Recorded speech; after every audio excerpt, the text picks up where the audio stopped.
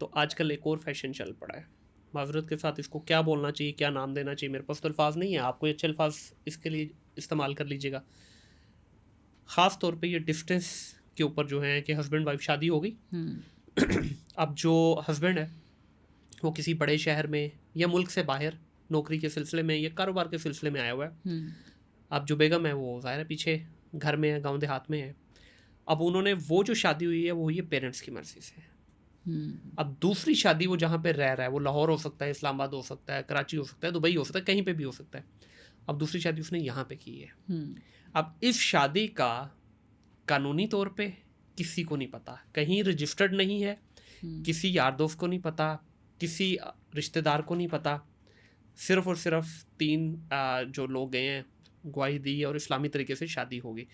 इस पे आपका क्या मौक़िफ़ है शरई तौर पे भी और पाकिस्तान के लॉ के हिसाब से भी? आप ये देखें ना, इस पे भी अभी हम बात कर रहे थे कि शादी के लिए इस्लाम ने राइट नहीं दिया कि बच्चा अपनी ख्वाहिश बता सके पेरेंट्स को। बिल्कुल। तो बड़ी इंटरेस्टिंग बात, इस पे बड़े मीम्स भी बनते हैं कि पहले जब हमारा टाइम था सही वाला, वो एक पसंद आ जाता है, आपका कनेक्शन बन जाता है, उस वक्त पेरेंट्स कहते थे ये बात नहीं करनी, चुप रहो, बिल्कुल अपने अंदर रखो। और कहते फिर जब 30 के पास आते फिर पूछते हैं तुम्हें आज तो कोई पसंद ही नहीं आया। तो मतलब कहते हैं कि आपने जब हमें पसंद था तब तो अलाउ नहीं किया, और अब जब हमारे पास कोई ऑप्शन ही नहीं, अब मैं वैसे सोचती नहीं, या मैं वैसे सोचता ही नहीं, मेरी एज ही वैसी नहीं है, ना मुझे वो अट्रैक्शन है, तो अब आप मुझसे कहते हैं कि कोई तो यहाँ पे वो है कि हम इतना ना बच्चे को, जैसे मैंने शुरू में कहा था, ओपन कम्युनिकेशन रखें, वो अपनी चॉइस आपके आगे रख तो सके, अदरवाइज उसका दूसरा ऑप्शन फिर ये निकलेगा कि अच्छा एक आपकी पसंद की कर लिया, अब एक मेरी पसंद की कर ली। तो लॉ तो जाहिर है वो तो क्वेश्चनेबल है ही कि कैसे आपने एक के, वो उसने पीछे चेक नहीं किया कि इसके पीछे क्या है हिस्ट्री, 3 लोगों की प्रेजेंस में कौन 3 लोग हैं। इस्लामिक वे भी तो ये है कि पेरेंट्स तो उस बच्चे को ये राइट दें कि वो अपनी पसंद का कर सकें। सही। अदरवाइज तो फिर ये वाले केसेस सामने आते हैं, और ये तो खुली बगावत है ना। अब इसमें भी देखें एक और मौक़िफ़ जो मेरी मतलब गुफ्तगू हुई कुछ लोगों से, उसमें ये कि भाई देखें मैं अगर नहीं करूँगा ना तो मैं फिर ज़िना की तरफ जाऊँगा, तो उससे बचने का मैं हलाल तरीका है। अब मैं इसमें सिर्फ सवाल मुझे जो वहाँ पे मतलब गुफ्तगू से लगा कि भाई इसका मतलब है कि सिर्फ और सिर्फ आप जो ये सेकंड मैरिज कर रहे हो, इसके पीछे the only one reason is sexual need, कोई और है ही नहीं। वो जब आपकी पूरी हो जाएगी आप कल को तीसरी पे भी यही हाथ साफ करोगे, चौथी पे भी यही करोगे।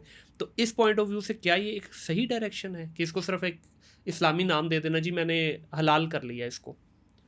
नहीं, हलाल कर लिया, लेकिन वही चीज़ है, दूसरी शादी या तीसरी शादी के बाद आपने उसको पूरे हुकूक भी तो पूरे करने हैं ना। तो इस्लाम तो वैसे ही आपको क्वेश्चनेबल, आप तो इस्लाम के जब अकाउंटेबल हो गए ना कि हाल ही इस चीज़ के लिए आपने शादी की, वो जो आपने ऑलरेडी कहा।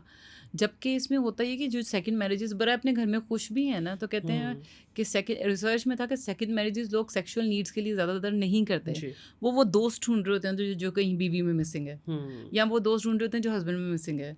तो वो था कि रिसर्च में था कि अक्सर लोग सेकंड या थर्ड मैरिज में इस वजह से जा रहे होते हैं कि वो इमोशनल सपोर्ट नहीं मिली पहले वाले से।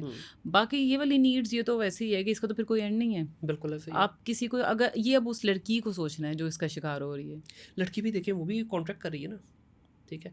अब माजरत के साथ एक मकतबा फ़िक़्ह ने तो इसको कह दिया ना, आप मुता कर लें, कोई मसला नहीं, कॉन्ट्रैक्ट मैरिज कर लें, आपको जितना टाइम चाहिए आप आपस में डिसाइड करें कि भाई ये मुझे साल के लिए 2 साल के लिए आपके साथ शादी करनी है, तो आप कर लें। तो अभी वापस बात सिस्टम पे आ गई ना। हाँ, मतलब हम कहते हैं ना कि अभी वही, जैसे हम जनरली कहते हैं ना, पाकिस्तानी यहाँ पे देखें किसी पार्क में जाए कितना गंद मचाया होता है, यही पाकिस्तानी बाहर जाएगा तो रैपर भी अपनी पॉकेट में जाकर डाला होगा। तो वहाँ पे क्या चीज़ है, सिस्टम कंट्रोल, वो इनको अलाउ नहीं करता। अच्छा फेंक के तो दिखाएं, अगर वही सिस्टम हम कुछ यहाँ पे करें तो क्या वो इम्प्लीमेंट नहीं होगा?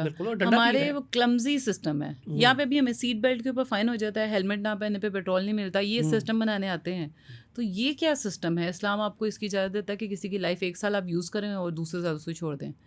वो सिस्टम ऐसे इस तरह के, इस पर कोई क्वेश्चन नहीं उठाता। अब लेकिन इसमें अनफॉर्चुनेट सीन ये है ना कि दोनों एग्री हैं, दोनों एग्री। वो कहते हैं जब कुड़ी मुंडा राजी तक ही करेगा काजी। अब दोनों ही एग्री हो गए, लड़की को भी पता है कि शी इज बीइंग यूज्ड, लेकिन वो कहती है ठीक है मेरी नीड्स पूरी हो रही हैं तो इट्स ओके, यही तो मैंने भी अगला घर ढूंढ लेगी, कोई मसला नहीं। हाँ, तो फिर क्या है, क्या इससे बड़ा अच्छा माशरा डेवलप हो रहा है? यही सवाल ये था कि अभी ईरान की अगर हम बात करें, वहाँ पे क्योंकि ज़ाहिर है वहाँ के मकतबा फ़िक़्ह के हिसाब से ये चीज़ वहाँ पे अलाउ है, हर तीसरी शादी वहाँ पे टूटी हुई है। एक दोस्त से इसी तरह गुफ्तगू हो रही, मैंने उससे पूछा यार वजह, कहता उसके पीछे सबसे बड़ी और बुनियादी वजह सिर्फ एक ही है कि वहाँ की जो ख़वातीन हैं उनकी डिमांड्स इतनी हाई हो चुकी हुई हैं, इतनी हाई हो चुकी है मटेरियल जो आपकी ज़रूरियात है कि वो एक आम मर्द अच्छी खासी जो सैलरी पे है या कोई अच्छे बिजनेस में वो भी पूरी नहीं कर सकता। तो वो क्या है, वो होपिंग हो रही है।